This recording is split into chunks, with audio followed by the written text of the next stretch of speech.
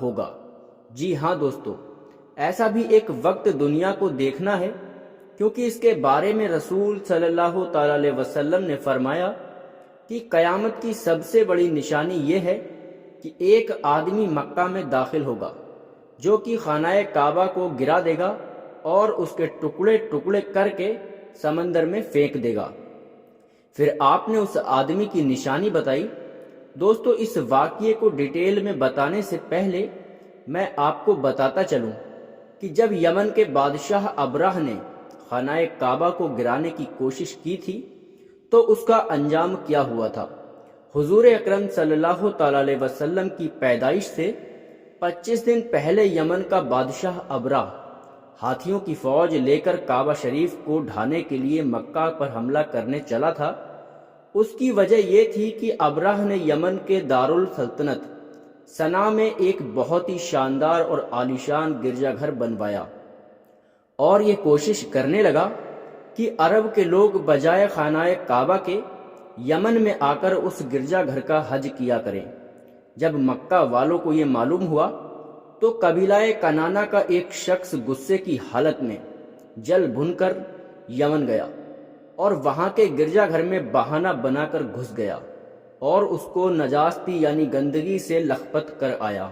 جب ابراہ نے یہ واقعہ سنا تو وہ غصے میں آپے سے باہر ہو گیا اور خانہ کعبہ کو گرانے کے لیے ہاتھیوں کی ایک فوج لے کر مکہ پر حملہ کر دیا، اور اس کی فوج کے لوگوں نے مکہ والوں کے تمام اونٹ اور دوسرے مویشیوں کو چھین لیا۔ اس میں سے 200 یا 400 اونٹ عبد المطلب کے بھی تھے۔ حضرت عبد المطلب کو اس واقعے سے بڑا دکھ ہوا، لیکن ابراہ سے آپ عبد المطلب اس معاملے میں بات چیت کرنے کے لیے اس کے لشکر میں تشریف لے گئے۔ جب ابراہ کو معلوم ہوا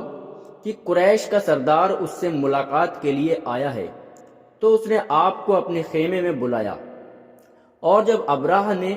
حضرت عبد المطلب کو دیکھا کہ وہ ایک اونچے قد، روکدار اور بے حد ہی حسین و جمیل آدمی ہیں جن کی پیشانی پر نور چمک رہا ہے، تو صورت دیکھتے ہی ابراہ سہم گیا اور ترنت ہی تخت شاہی سے اتر کر آپ کے ادب کے لیے کھڑا ہو گیا اور اپنے برابر میں بٹھا کر پوچھا کہ کہیے سردار قریش، یہاں آپ کی تشریف لانے کا کیا مقصد ہے؟ حضرت عبد المطلب نے جواب دیا کہ ہمارے اونٹ اور بکریاں وغیرہ جو آپ کے لشکر کے سپاہی ہانک کر لے آئے ہیں، آپ ان سب مویشیوں کو ہمارے حوالے کر دیجئے۔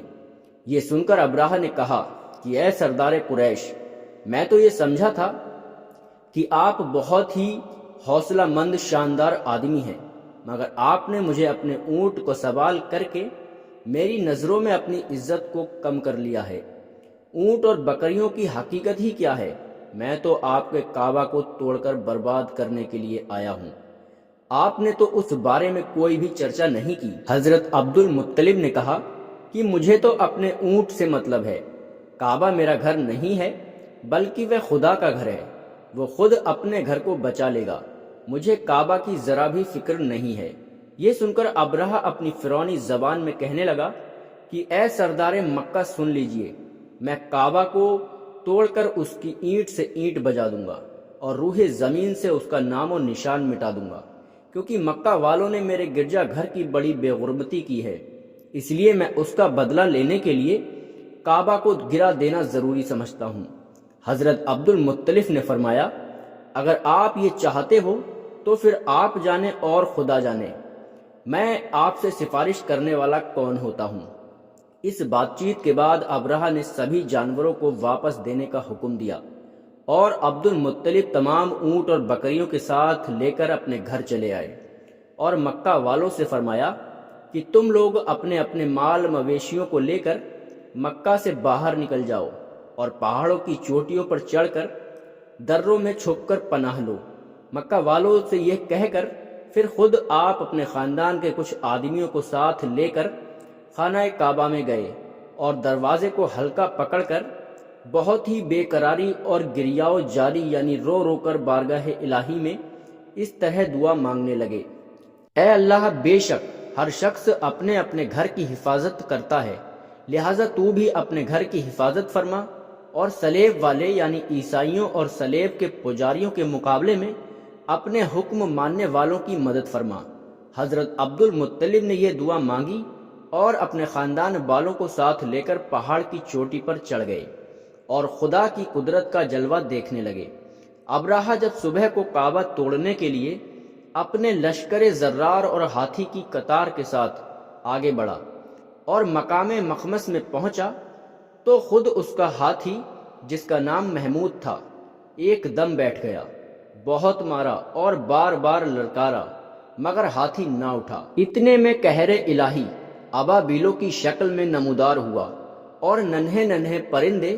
جھنڈ کے جھنڈ اپنی چونچ اور پنجوں میں تین تین کنکڑیاں تھیں سمندر کی جانب سے حرم کعبہ کی طرف آنے لگی۔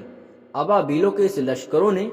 ابراہہ کی فوج پر اس زور و شوروں سے پتھروں کو گرانا شروع کر دیا کہ آن فان میں ابراہہ کے لشکر اور اس کے ہاتھیوں کے پرخچے اڑ گئے۔ ابابیلوں کی سنگباری خدا بند قہار جبار کے قہر و غضب کی ایسی مار تھی کہ جب کوئی کنکڑی کسی ہاتھی سوار کے سر پر پڑتی تھی تو وہ کنکڑی اس آدمی کے بدن کو چیرتی ہوئی ہاتھی کے بدن کے پار ہو جاتی تھی۔ ابراہہ کی فوج کا ایک آدمی بھی زندہ نہیں بچا اور سب کے سب ابراہہ اور اس کے ساتھیوں سمیت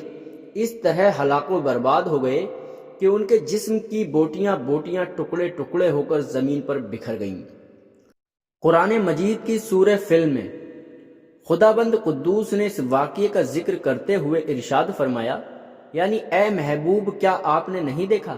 کہ آپ کے رب نے ان ہاتھیوں والوں کا کیا حال کر ڈالا، ان کے داغوں کو تباہی میں نہ ڈالا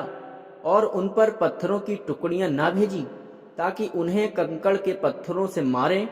تو انہیں چبائے ہوئے بھس جیسا بنا ڈالیں۔ جب ابراہ اور اس کے لشکروں کا یہ انجام ہوا تو عبد المطلب پہاڑ سے نیچے اترے اور خدا کا شکر ادا کیا۔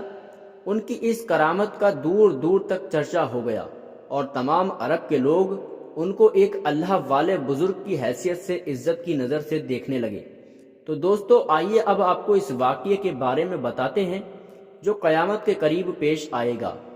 اور اس کے بارے میں حضرت محمد مصطفیٰ صلی اللہ تعالی علیہ وسلم نے فرمایا ہے، اللہ پاک کا آپ صلی اللہ تعالی علیہ وسلم پر خاص کرم ہے